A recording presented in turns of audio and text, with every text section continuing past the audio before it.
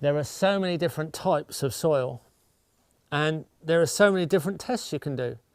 But you really don't need to get all worried about what type of soil you have too much, because we're creating soil as we garden, because we're partnering with natural processes, we're creating soil. If we're sustainable, we're not degrading soil. In fact, we should be creating soil. So what do we look for in a soil? How do we examine one type of soil to another? They're different colors here, but they're definitely different textures. So over here, I have a soil that's really hardly a soil at all. It's really like a clay.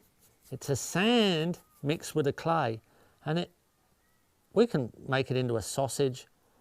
It's a very, very clayey soil, and this wouldn't be very well drained. So that's one particular soil. Here we have another clayey mix, but this is a basalt soil. It's a dark chocolate brown. When we squeeze it, it does make a bit of a sausage easily. It would roll out, but when we try and bend it, it cracks. And you can't quite hear any sand in it. There's not a lot of large particles. I can't feel much on my hands. This one looks quite similar, but this is a sandy loam. There's not a lot of clay in this. It's really hard to get this to, it really won't go into a sausage. I'll try. I can squeeze it into a ball, but it just falls apart. It won't go into a sausage. And I can hear the sand. That's a sharp sandy loam. Easy to dig, very well drained.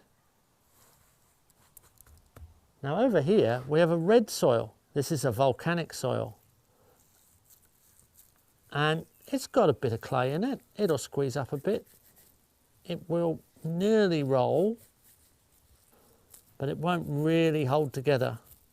There, I've just rolled it up into a bit of a sausage. As soon as I try and put any kind of tension on it, it just falls apart. This has some clay and some fine volcanic material. So there's a red volcanic soil, probably quite a lot of minerals in it. But remember, we're not exploiting the soil, we're just working with it. Over here, I have a fine soil. This soil's very fine. There's no large particles in it. It's a lighter brown than the basalt. It's got some clay particles, but this is a river silt. This is a mixture of river flat soil, a little bit of sand, a little bit of silt, a little bit of clay. It's a whole mixture of river flat soil.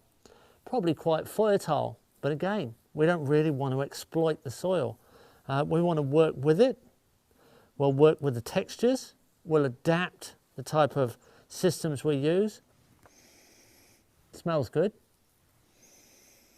It smells earthy, as if it has a lot of organic matter. This one, no smell at all. Not a lot of organic matter in there. It's really just red. The basalt smells quite earthy too, but the clay content is probably actually holding that up a bit. Yeah, it smells quite earthy when you finger your way through it. Okay, our sandy soil. It is darker than the grey sand it originates as, and it also has quite a bit of organic matter. And then we have our clay. Can't really smell it there at all. That's airless, that clay's airless, and I'd gamble that's a little bit acid. This soil, being very sandy, has got a lot of air in it. It's probably nowhere near as acid, and if it was in a desert, it would definitely be alkaline. So what's the difference there? Alkalinity and acidity. They're what we call the pH scale. If it's a low number on the pH scale, it's acid. If it's a high number, it's alkaline. Dry environments, sandy soils, the beach, the desert, they're alkaline. They're more caustic. And the waterlogged soils and the wet, humid environments, they're acid. We could adjust the acidity with lime, and we could adjust the alkalinity with sulfur. But in nature, you don't really need to do that. it's the environment and the organisms and the life that actually adjust the pH closer to being a neutral pH. We can adjust our pH a little bit with lime and sulfur if we like, but if we're doing the right thing, the pH will adjust itself with all the life cycles.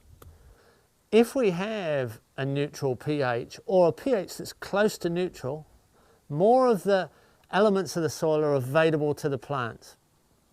And if it goes a little bit acid, some plants will germinate because they'll prefer that acid condition. Thistles harvest iron and copper when the pH is a little bit away from neutral, and they're a good indicator of pH condition. So you can use your weeds as indicators of pH as well. It's another system of soil analysis, but we prefer a pH just a little bit acid for our gardens. 6, 6.5, they're good pHs, just a slight bit acid, and the full supermarket shop of the soil is open, and the plant roots can go shopping and get everything they want.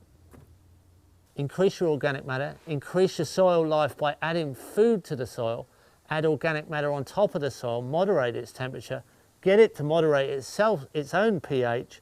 Be careful adding lime and sulfur. We can actually garden on anything.